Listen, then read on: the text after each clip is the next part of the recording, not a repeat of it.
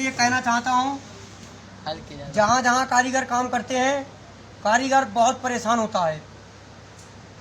चाहे माल भले ही कहीं पर फटे, कहीं पर गंदा हो, चाहे वो कांच पे फटे, चाहे वो प्रेस पे फटे, चाहे वो वॉशिंग पे फटे, चाहे वो एम्ब्रॉयडरी पे फटे, मगर नाम किसका आता है? कारीगर का।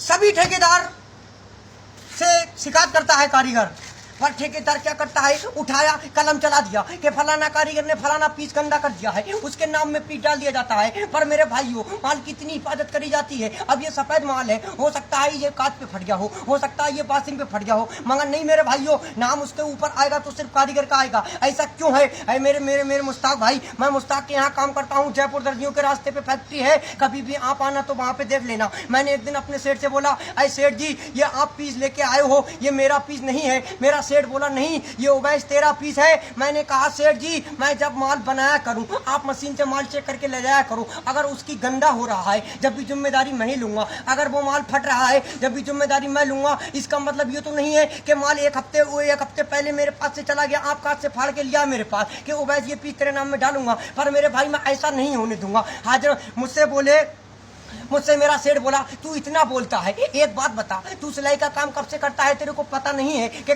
कोई भी कहीं पर भी माल बिगड़े, कारीगर की जिम्मेदारी होती है। मैंने कह दिया, अरे मुश्ताक भाई, अगर कारीगर की जिम्मेदारी यहाँ तक की है तो कारीगर की जिम्मेदारी ये भी हो सकती है कि जब तक बच्चा पीस पहन के फाड़ ना ले, जब भी ये भी जिम्मेदारी कारीगर की होना चाहिए। अब ये देखिए मेरे भाइयों, ये सफेद माल बना रहा हूँ मैं, इसकी जिम्मेदारी मेरी अब खत्म हो गई बिल्कुल। ये देखो, बिल्कुल मैंने VIP करके माल बनाया है। अब मैं इसकी गड्डी बना रहा हूं। अब ये मेरे पास से माल प्रेस जा रहा है। अब मुझको पता नहीं है कि ये माल प्रेस पे गंदा होगा या कांच पे गंदा होगा या एम्ब्रॉयडरी पे गंदा होगा, पर नहीं, उसकी जिम्मेदारी मुझको लेना पड़ेगी। हालात तक कि मैंने एक दिन ये भी कह दिया था कि जब तक ये पीस फट नहीं जाए, जब तक कस्टमर से इस पे मेरी चिट लगा के कह देना, कस्टमर से कह देना कि ये पीस फट जाए तो फिर दोबारा ओवैस करने लाना। ऐसा नहीं है मुश्ताक भाई, आप तो मैं 50 बार बोल चुका हूँ, आपने वही रेट आज तक रखा है। हम 700 किलोमीटर दूर आके यहाँ पड़े हैं, हम कहाँ के रहने वाले हैं, हम जिला पीलीभीत से आए हैं। आपको पता है, अगर हम इस माल को जरा थोड़ा स्पीड से नहीं बनाएंगे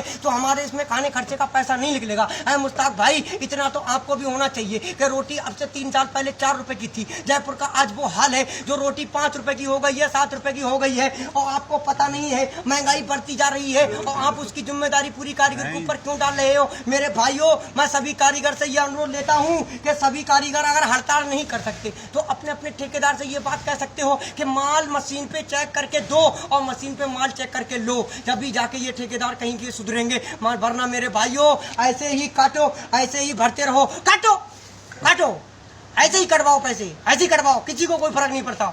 मगर मेरे भाइयों, ये समझने वाली बात है, एक कारीगर मजदूर है, वो सिर्फ मजदूरी करने आता है, अपने माँ बाप को छोड़ के आता है घर से।